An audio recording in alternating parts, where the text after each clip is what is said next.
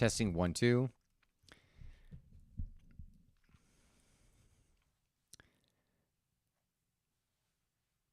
Testing 1, 2.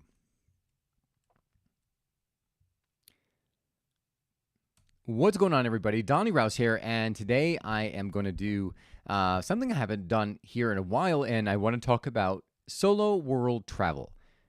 Whenever I meet somebody, one of the first things they say to me, or when they're introducing me to somebody else, they say, "This is Donnie. He travels all around the world, like seeking out coffees." But they talk about just pretty much how I get in the world, and the response I usually get is some people will say, "Oh man," they talk about just pretty much how is some people will say, "Come back in," and then other people say like, "Oh, I wish I could do that."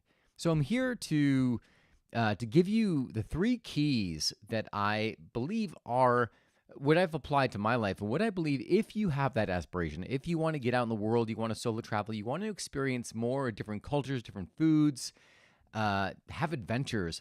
These are the three keys that I still use, but I had to use in the very, very beginning in order to overcome the fears that I had around solo travel. And the three keys are this. The first is passion.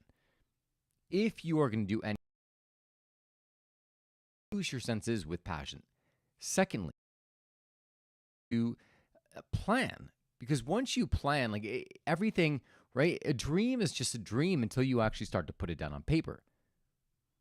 But once you start to planning, it becomes real. And then the third that I'll go into is just to proceed.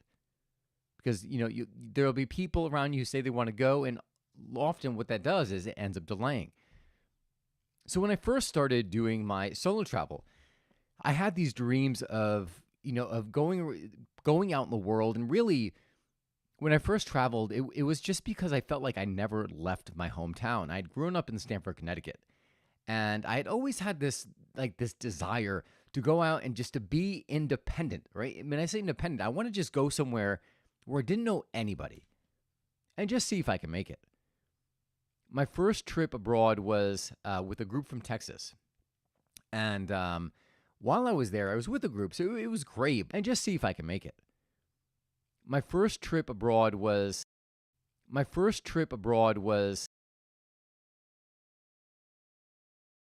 while I was out. I don't I think 13 or 15 years old, traveling Europe solo from the United States. And I remember just being blown back. I'm like, wait, how old are you? You're traveling solo? And in my mind, I'm like, my God, I'm afraid. Here I am, 20, whatever. I was afraid to travel. I'm with this group, which I had a great time, by the way, all those Texas Aggies out there. But I was looking at this little girl. I'm like, if she can do it, and she's a female, because at the time, it wasn't as, I mean, you could travel many places now solo as a female, and it's perfectly safe. Back then, almost like, I don't even know, like 20 years ago, it was not that common, especially for someone that age. So I was just blown away by it, and seeing that gave me the courage to want to try and do it on my own, which I did on the follow-up trip. So when I was thinking about it, I was like, well, where would I want to go? And I didn't really have any kind of I didn't know where I wanted to go. I had been to Italy many times, like in the past, many times for like soccer camps. And I'd gone to visit my girlfriend who I was dating at the time. And I was, well, I would like to go to Italy and learn the language, but most of all, just to be around espresso, to drink different espressos and learn and see more about the Italian culture around coffee. So I ended up not booking Florence because my girlfriend and I broke up shortly after me planning the trip. And I was like, I'm going to Rome. So I spent 3 months in Rome by myself. And, that is, without going into, so let me go to the planning part. So that ended up being, that Rome trip ended up being one of the best experiences of my entire, that life because it opened me up to on life. And what was the passion? What was it? What was the driving why as to why I wanted to do in the first place? I wanted to feel the independence. I wanted to open my senses to see more of the world, to realize like there's a whole bigger world out there. And mainly, I wanted to drink coffee. I wanted to go literally get drunk on espresso shots, which I did. Would have almost like 8 shots a day, like just literally bouncing, coffee shop to coffee shop, in a routine, and just keep pounding them back. And like I was on like a first name basis with a lot of these baristas. So I knew why I wanted to travel to these places. And I'll give you a hint as to what I still do. Like anytime I'm traveling to a place, one of my goals is just to hit like 4 new countries every single year. But I'm not always inspired to go to a particular country, right? Like I'm like, Sri Lanka. What the hell am I going to do in Sri Lanka, right? But that's my upcoming trip, that and Laos. But it's not until I start to research and look for the things that I'm passionate about that all of a sudden it opens up and gets me excited about some. Now all of a sudden I'm looking forward to and I want to start planning it because I've done the research. I was looking at beaches. I was looking at the coffee, where they grow coffee in Laos, and like the Bolavian, I think it's Bolavian Plateau if I'm pronouncing it correctly, and like the waterfalls. I'm like, oh my God, there is so much I can get excited for. And then it creates this momentum and this propulsion forward to want to start planning, which brings me to step number 2, planning. In the past, I used to, my trips would happen haphazardly. It usually came at the point of burnout. I'm like, oh my God, I just need to get away. Like I've been working hard. Just need to leave. And that would often determine when I traveled within a year. But what I ended up doing, and most of the time, it was this mind job. I was like, I can't step away from my business. I can't step away. And so as a result, I would just stay longer and then burn out because I was doing without giving myself time to, to recover, to relax, and just to have fun and like really, really let go of everything, right? Because otherwise, my mind was always just focused on how I can move the business forward. But when I started planning it, all of a sudden it was a shift, right? I drew the line in the sand. I said, you know what? This is my time, right? Like the business comes secondary for me now. Like this is my time. I need this. If I don't take care of myself first, if I don't do this for me, there's not going to be a business because I'm going to burn out. So I started doing 2 blocks of trips. Like I usually travel in November and spring, with sometimes I'll throw something like a short trip in between, depending on how the year is going. And like, if I feel like I need that break, I'll throw something else in there. But the reason it's so important to plan and the passion, because they almost piggyback on one another. Because when you're feeding your passion and you're feeling inspired about the place you're about to go to, now all of a sudden, once you start planning it, it's like, oh my God. Like you start getting excited about it. Now you have this thing that's out in the future, which pretty much like colors everything else that you're experiencing in life, right? Like, your significant other breaks up with you. You're like, it doesn't matter. I'm going to Italy. I'm going to Napoli. I'm going to enjoy some espresso there. Who cares, right? It changes the lens in which you see the world. You put some rose-colored glasses on because now you have something you're looking forward to. And that is so good because it's just like being in love, right? When you're in love, what's wrong? Nothing's wrong. Everything's right. Flat tire? It doesn't matter. I don't know why I keep going to the car, but you get the point, right? Nothing could go wrong because you're in such a peak state. That's what the planning does. When you book the trip and you commit to it, all of a sudden now you're in it. And I mean, the next step I'm going to go into, you kind of, maybe that is actually before this one. And the last one was, what did I write down? I wrote down was just to proceed. And with proceeding, what I'm referring to is not waiting for other people. It's so, I see it so often when I talk to people who have aspirations of traveling and they don't. They don't because they're afraid. They're afraid of what the unknown is going to be. So even when they book the trip, sometimes they're grasping to staying, and it'll even consider like not even foregoing the trip and just saying, you know what, yeah, I booked the flight, but I'm just gonna let it go. I'm not gonna even worry about it. Who cares if I lost the money? What they're really saying is that they're afraid. They're afraid of being alone. They don't want to deal with the uncertainty of going to a new place, not knowing anybody, the potential that maybe something can go wrong. And those are all good things, right? You should be prepared because you never know what could happen. But I promise you, from all of my experience, I've been to right now, I think 61 countries. By the time I do Laos and Sri Lanka, it'll be 63. And I plan on hitting 67 by the end of the year. So, not once have I ever encountered that. There have been some instances where maybe I felt like unsafe, but I listened to my gut. And having traveled so much, I'm very well versed, and I know what to do, what not to do, and feel very comfortable being dropped in a place where I don't even speak the language. So, but the point I'm trying to make is that very, I mean, yes, there are things that can go wrong, right? You always have to plan for those, but it's not that much different than being home. If anything, I think the psychological risk of not going is far greater.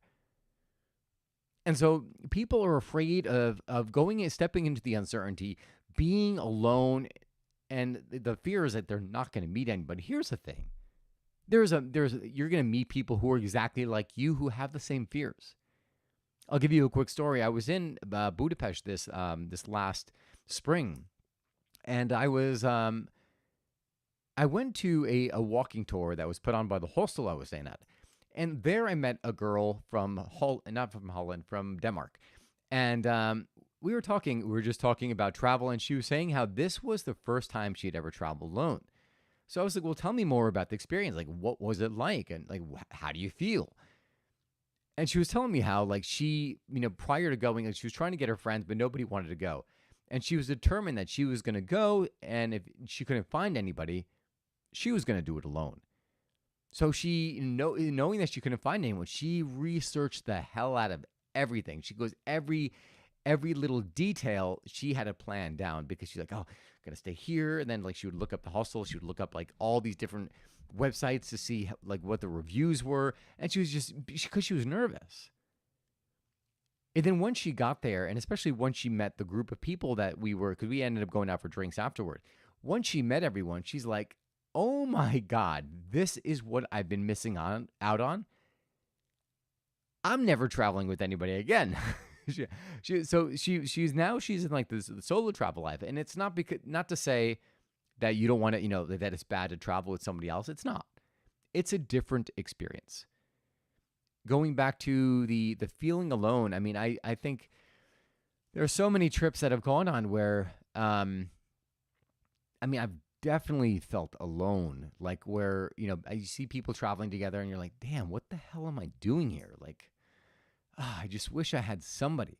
But when I start going down that path, I always remember every time, literally every trip that I've ever been on, I've always met at least one person and made one good friend. And that one friend changed the entire experience.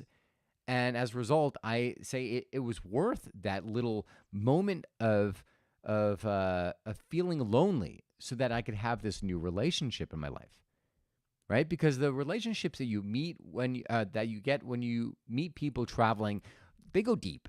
Right? They're not like the surface level that many of us have at home, because we're just like, we were keeping the peace. When you're there, people are sharing they share their real selves. Like, hey, yeah, this is what I'm dealing with at home. This is my aspirations. These are my desires, and it's just real. And then you're like, yeah, you know what? Screw it. Let's go have fun. You want a beer? Let's go have a beer. Let's go grab coffee. And you just let go of everything, and you're allowed to really just be who you are without the masks. And so that, with all that being said, what I'm trying to say is that if you can find anybody to go with you on the trip, proceed anyways. Maybe you are not meant to go with that person, and you were meant to experience whatever this trip is alone. Do your planning, yes. But trust in yourself and trust in your gut. I always, anytime, like there's only been, in all the countries I've visited, there's only been like maybe 3 times where like my gut was like, no, no, no, no, no, no. Don't go that way. It's not safe. I could count them on my hand. Like I could count them on like not half a hand. And it was Cape Town, South Africa, Belo Horizonte, Brazil, Rio de Janeiro. Like I would just put Brazil in one bucket. And I mean, I'm sure there was one more, but that was it, right? Otherwise, it was pretty much. Oh yeah, Ireland. I went to the wrong part of town in Ireland with a Dutch guy that I met for a beer. Yeah, very, very different. So those were the three experiences and the only three that I've had in all of my travels. So what does that tell you? That the world is much safer than you think. So that is it, guy. I hope this inspired you to just start the process of daydreaming, thinking about what it is you want to experience out there in the world, because there's a whole world out there waiting for you waiting to be explored. So start to dream, like research, because as you start doing that, it's going to just start feeding you and you're going to get this burning desire to go experience whatever it is that you're researching. Then, you can, if you want to ask friends, go by all means, ask some friends. If you want to book a trip with a tour group, if that's going to get you out there, go ahead. Book it for the first thing. Get the confidence to go out there and just start traveling, and then just go solo travel, right? That's how I did it. And then lastly, just plan it. Book that trip. Once you are locked down, there is no turning back. Or at least there's turning back, but like if you want to lose the money you paid, then there's a turning back.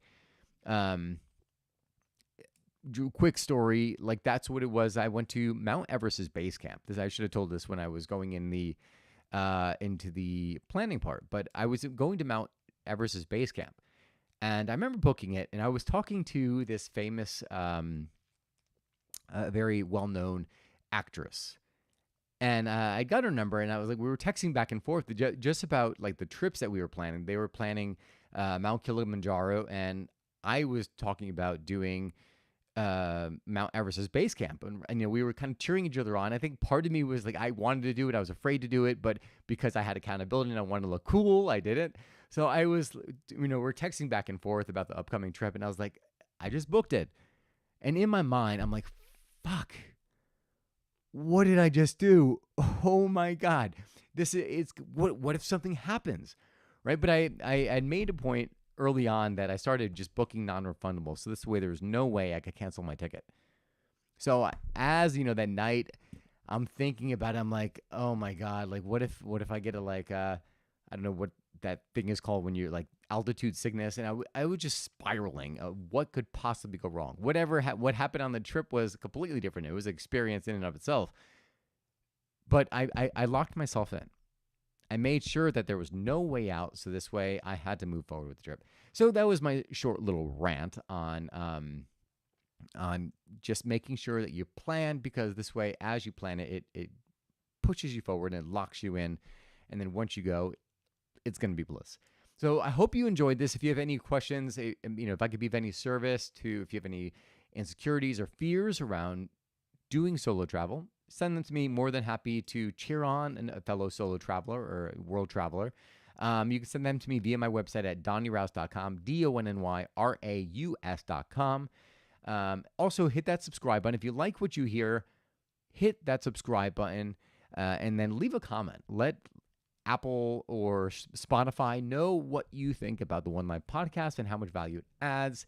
It'd be tremendous help to me. But that is it, guys. I hope you enjoyed this episode here. Remember, you only get one life. Live fully, live passionately, and most of all, live now.